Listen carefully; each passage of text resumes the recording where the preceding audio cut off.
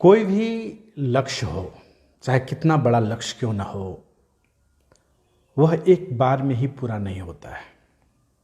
कहा जाता है शनैः कंथा शनैः पंथा शनैः पर्वत लंघनम। अर्थात अगर पर्वत की शिखर पर भी अगर चढ़ना होता है तो आप एक बार में ही शिखर पे नहीं चढ़ जाते हैं। हजारों माइल की दूरी भी अगर तय करना है तो एक ही बार में, एक ही पलक में झपकते हुए दूरी तय नहीं होता है।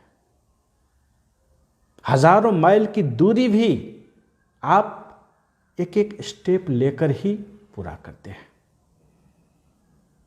माउंट एवरेस्ट की चोटी को भी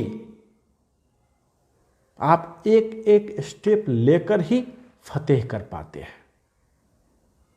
तो कोई भी लक्ष्य कितना बड़ा क्यों ना हो, उसे पूरा करने के लिए स्टेप ही लेना पड़ता है, छोटा छोटा स्टेप लेना पड़ता है, और तभी जाके उस लक्ष्य को पूरा किया जाता है। और हम सब ने जो भी लक्ष्य लिया है उसे पूरा करने के लिए अभी का तात्कालिक लक्ष्य ये है कि अगला निर्वाचन जो है, जो होने वाला है, उसमें क्लीन स्वीप करके पूर्णतः विजय हासिल करना। अगला जो निर्वाचन होगा स्थानीय तह का होगा, प्रदेश तह का होगा, संघीय तह का होगा, उसमें मधेश में पूरा का पूरा कब्जा करना है। यही हमारा अगला स्टेप है, अगला लक्ष्य है अभी के लिए।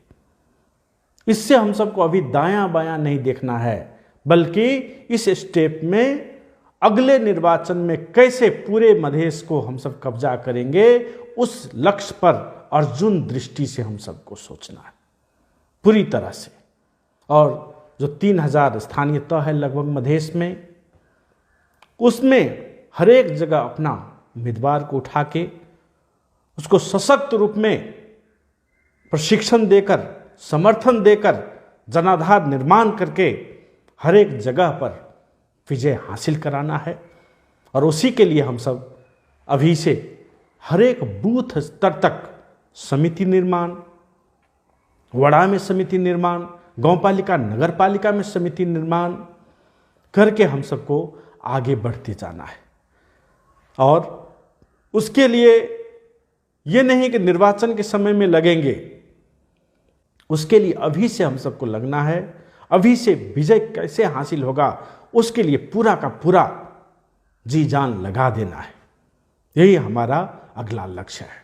और निर्वाचन के लिए हमारी तैयारी इस तरह से हो कि निर्वाचन से पहले ही वहां पर पूरा का पूरा कब्जा दिखाई दे। ये नहीं कि निर्वाचन का रिजल्ट को हमको इंतजार करना पड़ेगा, ऐसी बात नहीं। वह विजय पहले ही दिख जाना चाहिए, ऐसी तैयारी हम सबके पास होना चाहिए। वैसा तैयारी करके हम सब निर्वाचन में जाएं। हर एक बूथ पर हमारा 100 से ज़्यादा एकदम पूरा प्रशिक्षित कैडर खड़ा रहे, स्वयंसेवक खड़ा रहे, उस तरह से हम सबको तैयारी करना है। हर एक बूथ स्तर पर हमारा 100 से ज़्यादा एकदम हार्डकोर कैडर, प्रशिक्षित कैडर वहाँ पर रहना चाहिए। पूरा का पूरा समाज में कोई मतदान के क्रम में कोई भ्रष्टाचार न हो, कोई लोभ लालच दिखाकर मत को किनबेच न करे, खरीद बिक्री न करे, उसे हम सब पूर्ण रूप से नियंत्रण कर सके, ऐसी संरचना बनाकर हम सबको निर्वाचन में जाना है, ताकि निष्पक्ष रूप से निर्वाचन हो सके, वहाँ पर मत का खरीद बिक्री न हो और जनता निडर होकर जनमत पार्टी में मतदान कर सके। उसके लिए हमें अभी से तैयारी एकदम से करना है, उसी हिसाब से हमें आगे बढ़ना है। और हमने राष्ट्रीय परिषद की बैठक में 2075 साल चैत में जो राष्ट्रीय परिषद की बैठक हुई थी, उसी में जब पार्टी घोषणा की गई थी, जनमत पार्टी की घोषणा की गई थी, उसी में स्पष्ट कह दिया गया था कि हमारा लक्ष्य है अगर अभी हम सब 1 लाख है तो हमारा लक्ष्य है कि 15 लाख हार्डकोर कैडर बनाना। तो इसका मतलब ये होता है अगर पुराना एक आदमी कहीं पर मौजूद है तो वहां पर 14 आदमी नया होना चाहिए। तब जाके अर्थ हुआ कि संगठन विस्तार हुआ है, संगठन बढ़ा है। अगर खाली पुराने लोग ही रह जाएंगे, वही के वही सेम लोग रह जाएंगे, उतना ही लोग रह जाएंगे, तो संगठन का विस्तार नहीं हुआ। इसीलिए ये एकदम याद रखना है, संगठन को विस्तार करने के समय में जो हम सब ने लक्ष्य घोषणा किया था कि अगर हम सब 1 लाख आज हैं तो 15 लाख हार्डकोर कैडर बनाना हमारा लक्ष्य है, जो पूरा समाज का अवस्था और व्यवस्था को परिवर्तन कर सके, समाज में आमूल परिवर्तन ला सके। ऐसे हार्डकोर 15 लाख कैडर को बिल्ड करना है हम सबको। उसके लिए हम सब दिन रात लगे रहे, उसी हिसाब से हम सब आगे बढ़ेंगे तो निर्वाचन में भी विजय हम सब हासिल कर पाएंगे। और उसके लिए योजना है ईटीटी का। जनमत पार्टी ने उसी समय योजना लाई थी ईटीटी का, मतलब पहले एक्सपेंशन करना है। हम सब की जो संगठन है, पार्टी है,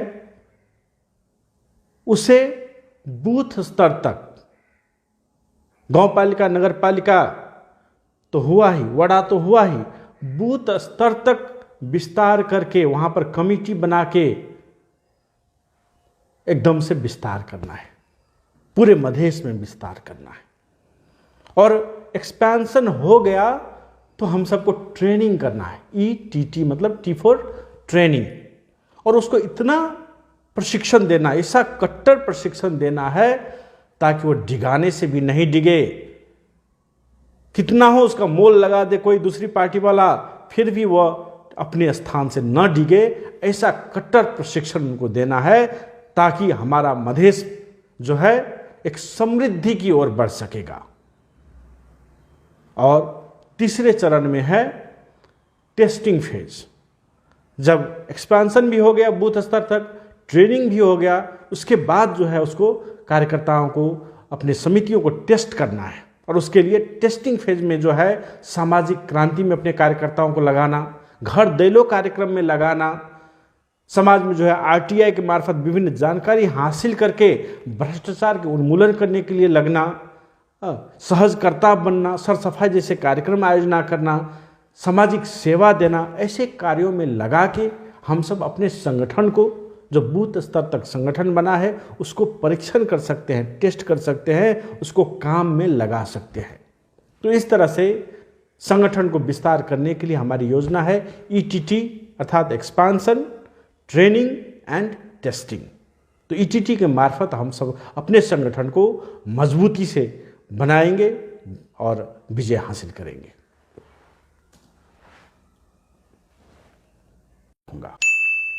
आगे क्या करना है?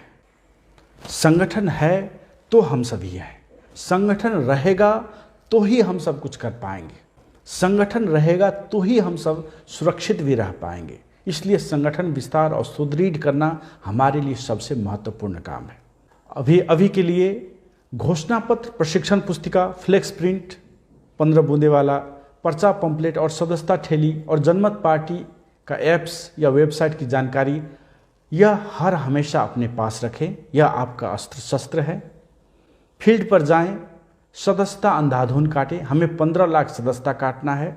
सदस्यता बांटने से पहले फ्लेक्स प्रिंट या वीडियो दिखाकर छोटा छोटा कार्यक्रम भी कर सकते हैं। सदस्य बनने के बाद उन्हें प्रशिक्षण दें। जनमत पार्टी क्या है, क्या करेगी और कैसे हर हालात में हमें जनता के वोट का दुरुपयोग या खरीद बिक्री करने में रोकना है और जनमत पार्टी के चुनाव चिन्ह में ही कैसे जनता का वोट लेना है, इसके लिए प्रभावकारी प्रशिक्षण दें। वडा, गांवपालिका, नगरपालिका और निर्वाचन क्षेत्र में निर्धारित न्यूनतम सदस्य संख्या पहुंचने पर अधिवेशन करा के निर्वाचित समिति और पदाधिकारी चयन करें। अगले निर्वाचन को लक्षित करके निर्वाचन में विजयी हो सकने वाले और पार्टी के प्रति नितांत वफादार और अनुशासन में रहने वाले उम्मीदवार को तलाश करें, उन्हें प्रशिक्षण देकर और उनके लिए टीम बनाकर चुनाव की व्यापक तैयारी में जुट जाएं। जहां पर संगठन मजबूत हो गया है और अधिवेशन हो चुका है, वहाँ पर कार्यकर्ताओं को सक्रिय रखने और समाज में अपना स्थान बनाने के लिए निम्न तरह से काम कर सकते हैं, जैसे कि सामाजिक पहरेदार, इसमें एंटी करप्शन स्क्वाड बना सकते हैं, नागरिक पत्रकारिता का काम कर सकते हैं, मानव अधिकार संरक्षण का काम कर सकते हैं, स्वयंसेवक दस्ता बनाकर काम कर सकते हैं और सामाजिक सेवा में सर सफाई कार्यक्रम कर सकते हैं, प्रभात फेरी कर सकते हैं, कोचिंग खोल सकते हैं, काउंसलिंग कर सकते हैं। इस तरह की सेवा हम सब दे सकते हैं। वोट नहीं, यह हम सब का भविष्य है, इसे मत बेचें। कहीं भी जाते हैं तो जनता में वोट नहीं बेचने के लिए जागृति लाती रहनी पड़ेगी। उन्हें अनेकों तरीके से डर, धमकी, त्रास, लोभ, लालच में नहीं आकर स्वतंत्र रूप से जनमत पार्टी के लिए मतदान करने के लिए प्रेरित करते रहना पड़ेगा। उसके लिए कथा, कहानी, दृष्टांत आदि का भी हम सब सहारा ले सकते हैं। जैसे कि एक बूढ़ा बाबा और गधा की कहानी थी, उस कहानी को भी हम सब सुना सकते हैं। इसलिए जनता को सचेत होना है कि स्वयं को गधा और कुत्ते की तरह न बेचें, अपने आत्मसम्मान और राजनीतिक अधिकार को महज 2-4 हज़ार में न बेचें, अपने बाल बच्चों के अनमोल भविष्य को 2-4 हज़ार में न बेचें। आज अगर आप बिक गए तो समझिए आपके बच्चे का भविष्य बिक गया, उनके जीवन में आपने अंधेरा भर दिया। अगर आप नहीं बिककर सही नेतृत्व का चयन करेंगे तो वैसा 2-4 हज़ार क्या, लाखों में आपको लाभ मिलती रहेगी। आपको वृद्ध और असहाय भत्ता मिलेगा, आपके बच्चों को छात्रवृत्ति मिलेगी, युवाओं को रोजगारी मिलेगी, सुशासन कायम होगा, कम टैक्स देना पड़ेगा, भ्रष्टाचार उन्मूलन होगा, जनता राज आएगा और सारा विभेद, दमन और शोषण का अंत होगा। इसलिए अपने अमूल्य मत जनमत पार्टी को ही दें, जनमत तैयार करें और सारे अधिकार लें। भविष्य हमारा है। जनमत पार्टी 1.5 करोड़ मधेसियों की अंतिम आशा है, इसलिए हम सभी आराम नहीं कर सकते।